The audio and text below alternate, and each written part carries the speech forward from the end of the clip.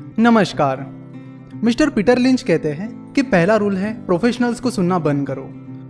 उनके कई सालों के एक्सपीरियंस से एक चीज उनके समझ में आ गई है कि एक नॉर्मल पर्सन अपने 3% दिमाग का इस्तेमाल करके स्टॉक पिक कर सकता है और अच्छे रिटर्न्स कमा सकता है। मिस्टर लिंच बताते हैं कि कैसे आपको जो चीज पहले से पता है उसका इस्तेमाल करके स्टॉक मार्केट में पैसे कमा सकते हो। 1950s में न्यू इंग्लैंड में एक फायरमैन ने ऑब्जर्व किया कि टेम्पेक्स नाम की कंपनी बहुत तेजी से ग्रो हो रही है। उस फायरमैन को टेम्पेक्स के बिजनेस के बारे में बहुत कुछ पता था। कंपनी की हो रही ग्रोथ और प्रॉस्पेरिटी की वजह से वो उस कंपनी में इन्वेस्ट करने लगे। हर साल अपनी सेविंग में से $2000 अगले 5 सालों तक वो उस कंपनी में इन्वेस्ट करते रहे और फिर 1972 में वो फायरमैन एक मिलीनियर बन गया। 1972 में मिलीनियर बनना एक बहुत बड़ी चीज थी। उस टाइम कोई एनालिस्ट या ब्रोकर उस कंपनी को ट्रैक नहीं कर रहा था, ना ही कोई एक्सपर्ट उस कंपनी के बारे में बात कर रहे थे या उसे खरीदने की सलाह दे रहे थे। और उस टाइम फायरमैन ने किसी पर डिपेंड ना रहते हुए अपने नॉलेज का उपयोग करके अच्छे रिटर्न्स कमाए। मिस्टर पीटर लिंच ने ही उस फायरमैन की तरह उन्हें जो चीजें पहले से पता है उनका यूज करके स्टॉक मार्केट में कई सारे मल्टीबैगर स्टॉक ढूंढ निकाले। जो स्टॉक्स आपको कई गुना रिटर्न्स दे जाते हैं उन्हें मल्टीबैगर स्टॉक्स कहते हैं। अगर कोई स्टॉक आपको 500% यानी 5 गुना रिटर्न देता है तो उसे 5 बैगर कहते हैं। अगर कोई स्टॉक आपको 1000% यानी 10 गुना रिटर्न देता है तो उसे 10 बैगर कहते हैं। जब वो कैलिफोर्निया की ट्रिप पर गए थे तब उन्होंने बरीटो, जो कि एक मेक्सिकन फूड डिश है, उसे खाया था और तब उन्हें टैको बेल इस रेस्टोरेंट कंपनी के बारे में पता चला। उनके ऑफिस के सिस्टम मैनेजर ने ऑफिस के लिए एप्पल के कंप्यूटर्स लाए थे, जिसके बाद उन्हें एप्पल के बारे में और एप्पल कंप्यूटर्स की क्वालिटी के बारे में पता चला। उन्हें डंकिन डोनट्स की कॉफ़ी बहुत पसंद थी, इसलिए उन्होंने डंकिन डोनट का एनालिसिस करने के बारे में सोचा। इस तरह उन्हें कई सारी कंपनीज के बारे में शॉपिंग करते वक्त या उनके प्रोडक्ट यूज करने के बाद पता चला। जिन कंपनी से आप फैमिलियर होते हो यानी जिन्हें आप अच्छे से जानते हो, उनमें इन्वेस्ट करने का मेन फायदा ये होता है कि जब आप उस कंपनी के प्रोडक्ट्स या सर्विसेज यूज कर रहे होते हो तब आप एक्चुअली उसका फंडामेंटल एनालिसिस ही कर रहे होते हो। कंपनी के स्टोर्स को विजिट करना, कंपनी के प्रोडक्ट्स और सर्विसेज को चेक करना फंडामेंटल एनालिसिस का एक बहुत इंपॉर्टेंट एलिमेंट है। जब आप कोई चीज खरीदने जाते हो जैसे कि कार, लैपटॉप, बाइक एटसेट्रा, तो आप खुद एनालिसिस करके पता कर लेते हो कि कौन सा प्रोडक्ट अच्छा है और कौन सा नहीं, और कौन सा प्रोडक्ट ज़्यादा बेचा जाएगा और कौन सा नहीं। तो इस तरह जिस किसी चीज़ को आप खरीदने जा रहे हो उसके बारे में आप ये सब पता कर लेते हो। इस तरह अपॉर्चुनिटीज आपके सामने होती है, पर उस वक्त आप एक इन्वेस्टर के हिसाब से नहीं सोचते हैं। यूजुअली जब तक इंस्टीट्यूशनल इन्वेस्टर्स और बाकी लोग किसी स्टॉक में इन्वेस्ट नहीं करते हैं तब तक लोग उस स्टॉक पर खास ध्यान नहीं देते हैं। पर सच्चाई ये है कि जब ये सारे लोग किसी स्टॉक में एंटर करते हैं तो फिर उस स्टॉक में बार्गेन मिलना बहुत मुश्किल हो जाता है और अपॉर्चुनिटी आपके हाथ से लगभग निकल ही जाती है।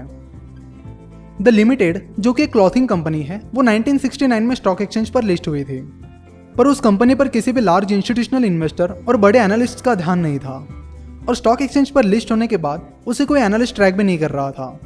फिर 1-2 एनालिस्ट उस कंपनी को फॉलो करने लगे, जिसमें से एक मिस मैगी गिलियम थी। 1974 में जब मैगी गिलियम ने द लिमिटेड के स्टोर को विजिट किया था, उसके बाद उन्होंने द लिमिटेड के बिजनेस को नजदीक से ऑब्जर्व किया। उन्हें वो बिजनेस प्रॉमिसिंग लगा, इसलिए उन्होंने उसे एनालाइज करना शुरू किया। अगले 1 साल में द लिमिटेड के स्टोर्स की संख्या 100 के ऊपर चली गई। द लिमिटेड में शॉपिंग करने वाले बाकी लोगों के सामने भी अपॉर्चुनिटी थी।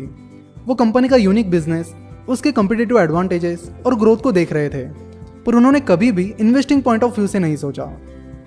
1981 तक इन स्टोर्स की संख्या 400 के भी ऊपर चली गई।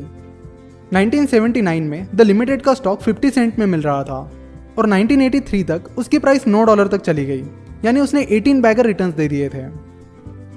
1984 में द लिमिटेड की प्राइस $9 से गिरकर $5 हो गई, पर उसके फंडामेंटल्स अभी भी पॉजिटिव और स्ट्रॉन्ग थे। मिस्टर लिंच कहते हैं कि द लिमिटेड ने 1984 में इन्वेस्टर्स को एक और बेहतरीन बार्गेन अपॉर्चुनिटी दी थी। बाद में जब इंस्टीट्यूशनल इन्वेस्टर्स द लिमिटेड में इन्वेस्ट करने लगे तब बाकी लोगों को भी द लिमिटेड की स्टोरी के बारे में पता चला और वो उसे अग्रेसिवली खरीदने लगे। फिर उसकी प्राइस $50 के भी ऊपर चली गई, जो कि उस कंपनी के फंडामेंटल्स के हिसाब से ज़्यादा थी। इस तरह मिस मैगी गिलियम ने एक सिंपल ऑब्जर्वेशन की मदद से उस अपॉर्चुनिटी का फ़ायदा उठाया। मिस्टर लिंच कहते हैं कि एक आम आदमी को साल में 2 से 3 या कभी कभी उससे ज़्यादा अपॉर्चुनिटीज़ मिलती है। द लिमिटेड के सप्लायर्स, कस्टमर्स, अकाउंटेंट्स, जिन बिल्डर्स ने द लिमिटेड के स्टोर्स बनाए, जिस एजेंसी ने द लिमिटेड की एडवर्टीजमेंट की, इन सब ने द लिमिटेड के सक्सेस को ऑब्जर्व किया होगा, पर उन्होंने कभी उसे इन्वेस्टिंग पॉइंट ऑफ व्यू से नहीं देखा। तो आप अलर्ट रहकर जिस फील्ड में आप काम करते हो या जिन चीज़ों के आप कांटेक्ट में आते हो उनमें अलर्ट रहकर अपॉर्चुनिटीज ढूंढ सकते हो। Mister Peter lynch Fidelity investments में फंड मैनेजर थे और कई सालों से म्यूचुअल फंड इंडस्ट्री में काम करने की वजह से उन्हें म्यूचुअल फंड कंपनीज के बिजनेस के बारे में बहुत डिटेल जानकारी थी। वो इजीली म्यूचुअल फंड कंपनीज की ग्रोथ स्टोरी के बारे में पता कर पाते थे। फिडेलिटी इन्वेस्टमेंट्स तब स्टॉक एक्सचेंज पर लिस्टेड नहीं थी, पर कई म्यूचुअल फंड कंपनीज उस वक्त स्टॉक एक्सचेंज पर लिस्टेड थी और उनकी ग्रोथ स्टोरी को उन्होंने बहुत पहले परख लिया था, पर उन अपॉर्चुनिटीज का वो फायदा नहीं उठा पाए। उन्होंने उनके बारे में सोचा ही नहीं, पर अपनी इस गलती को एक्सेप्ट करके वो आगे बढ़े और फिर कई ऐसी अपॉर्चुनिटीज का उन्होंने फायदा उठाया। और बाकी इन्वेस्टर्स को भी वो ये एडवाइस देते हैं कि उन कंपनीज में इन्वेस्ट करो जिनके बारे में आपको बहुत कुछ पता है। बाद में 1987 में जब कुछ म्यूचुअल फंड कंपनीज बहुत कम वैल्यूएशन पर अवेलेबल थी, तब उन्हें खरीद कर उन्होंने अपनी गलती सुधारी। तो जिस इंडस्ट्री में आप काम करते हो उस इंडस्ट्री के बारे में आपकी जो समझ है उसका उपयोग करके आप अच्छे स्टॉक्स ढूंढ सकते हो। साथ ही एज अ कस्टमर कोई चीज़ खरीदते वक्त या कोई सर्विस यूज करते वक्त अलर्ट रहकर आप अच्छे स्टॉक्स ढूंढ सकते हो। अब इंडिया की बात की जाए तो मिस डॉली खन्ना, जिनका पोर्टफोलियो उनके husband mister Raju Khanna handle करते हैं, वो इसी प्रकार अलर्ट रहकर अपॉर्चुनिटीज ढूंढते हैं। उनकी कई सारी सक्सेसफुल इन्वेस्टमेंट्स उन कंपनीज में थी जिनके बारे में उन्हें उनके प्रोडक्ट्स और सर्विसेज यूज करने के बाद पता चला था। पर इसका ये मतलब नहीं है कि जो भी प्रोडक्ट अच्छा चल रहा है या जो बहुत तेजी से एक्सपांड हो रहा है उसमें तुरंत इन्वेस्ट कर लो। कंपनी के बारे में पता करना ये तो बस पहली स्टेप है। उसके बाद आपको उस कंपनी का डिटेल एनालिसिस करना होगा और ये रिसर्च ही होता है जो एप्पल को उस जैसी बाकी कंपनी से अलग करता है। तो इस तरह किसी अपॉर्चुनिटी को ढूंढना ये तो बस पहली स्टेप है। डंकिन डोनट्स हमेशा क्राउडेड होता है, पर सिर्फ इसलिए आप उसमें इन्वेस्ट नहीं कर सकते। तो ऐसी कोई अपॉर्चुनिटी मिलने के बाद मिस्टर लिंच पहले उस कंपनी के साइज के बारे में पता करते हैं। बड़ी कंपनीज छोटी कंपनीज जितनी तेजी से ग्रो नहीं कर सकती। कंपनी के साइज देखकर आपको उसके साइज के हिसाब से ही रिटर्न्स एक्सपेक्ट करने चाहिए। अगर आप कोका कोला, एप्पल इन जैसी कंपनी से अगले 4-5 सालों में 5 बैगर और 10 बैगर रिटर्न्स के एक्सपेक्टेशंस कर रहे हो तो आपके एक्सपेक्टेशंस गलत है। अगर कोई 2 कंपनीज हैं जिनमें से एक छोटी कंपनी है और एक बड़ी है और दोनों के भी फंडामेंटल्स बिल्कुल सेम है, तो छोटी कंपनी से आपको बड़ी कंपनी के मुकाबले ज़्यादा रिटर्न्स मिलेंगे। साइज के बाद मिस्टर पीटर लिंच पता करते हैं कि वो कंपनी कौन सी कैटेगरी में आती है। उन्होंने कंपनीज की कैटेगरीज बनाई हैं: slow growers, stalwart, fast growers, cyclicals, asset plays and turnarounds. जिस किसी कंपनी का एनालिसिस वो करते हैं उसे वो इन 6 में से एक कैटेगरी में बिठा देते हैं। कंपनीज को क्लासीफाई करने के और भी कई तरीके हैं, पर उन्होंने इन 6 कैटेगरीज को चुना है। वैसे नाम से ही इन कैटेगरीज का मतलब पता चल जाता है, पर हम शॉर्ट में इन्हें समझ लेंगे। पहली कैटेगरी है स्लो ग्रोअर्स। ग्रोथ का मतलब है कि कंपनी एक्सपांड हो रही है, दैट इज कंपनी बढ़ रही है, यानी कंपनी का सेल्स बढ़ रहा है, कंपनी का प्रोडक्शन बढ़ रहा है और प्रॉफिट भी बढ़ रहा है। स्लो ग्रोअर्स यूजुअली बड़ी कंपनीज होती है। जैसे कि नाम से ही पता चलता है कि ये कंपनीज बहुत स्लोली ग्रो होती है। ये कंपनीज पहले फास्ट ग्रोअर्स होती है, बाद में जब ये कंपनीज बहुत बड़ी बन जाती है या अपॉर्चुनिटीज का पूरा यूज नहीं कर पाती तो फिर ये स्लो ग्रोअर्स की कैटेगरी में चली जाती है। ज्यादातर slow grower companies regular dividend देती है। अगली कैटेगरी का नाम है the stalwarts. Stalwarts slow grower companies के मुकाबले ज़्यादा तेज़ी से ग्रो होती है और जनरली 10 से 12% की सालाना प्रॉफिट ग्रोथ दिखाती है।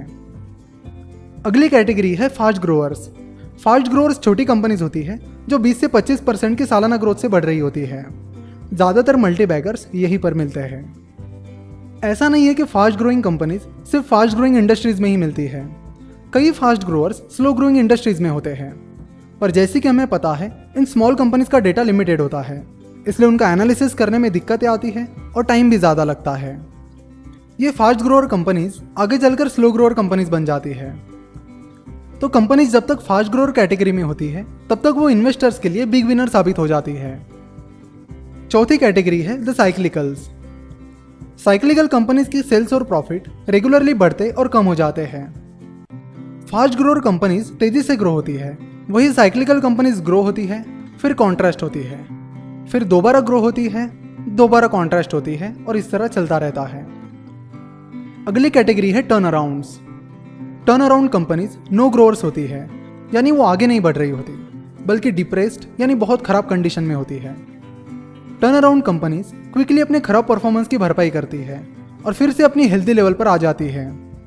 जब ये कंपनीज बहुत डिप्रेस कंडीशन में होती है तब ये कम वैल्यूएशन पर मिल जाती है और टर्न अराउंड होने के बाद इन्वेस्टर को अच्छे रिटर्न देती है। ज़्यादातर टाइम कंपनीज टर्न अराउंड होने में फेल हो जाती है, इसलिए इन्वेस्टर्स को यहाँ पर बहुत केयरफुल रहना होता है। छठवीं कैटेगरी है the asset plays. Asset plays वो कंपनीज होती है जिनके एसेट्स की वैल्यू उनकी मार्केट वैल्यू से ज़्यादा होती है, पर लोगों का उस पर ध्यान नहीं होता। 1976 में पेबल बीचेस कंपनी का स्टॉक $15 पर ट्रेड हो रहा था और कंपनी का मार्केट कैपिटलाइजेशन तब $25 मिलियन था। 3 साल बाद कंपनी ने अपना एक एसेट $30 मिलियन को बेच दिया था और ऐसे कई एसेट्स कंपनी के पास थे, तो 1976 में उसके एक एसेट से भी कम भाव में मिल रही थी। मिस्टर लिंच कहते हैं कि एसेट अपॉर्चुनिटीज हर जगह होती है, उसके लिए आपके पास उस कंपनी के कामकाज से जुड़ा डिटेल नॉलेज होना चाहिए। तो आपको पता करना होगा कि आप जिस कंपनी का एनालिसिस कर रहे हो वो इनमें से कौन सी कैटेगरी में बैठती है, और उसके बाद आपको स्टोरी डेवलप करनी होगी, यानी उस कंपनी की डिटेल्स कलेक्ट करके उसकी स्टोरी बनानी होगी। तो अगले पार्ट में हम स्टोरी कैसे डेवलप करते हैं इसके बारे में बात करेंगे। तो ये थी मिस्टर पीटर लिंच की book one upon wall street की समरी। मिस्टर पीटर लिंच एक फेमस फंड मैनेजर रहे हैं और उनकी सारी बुक्स एक से बढ़कर एक है।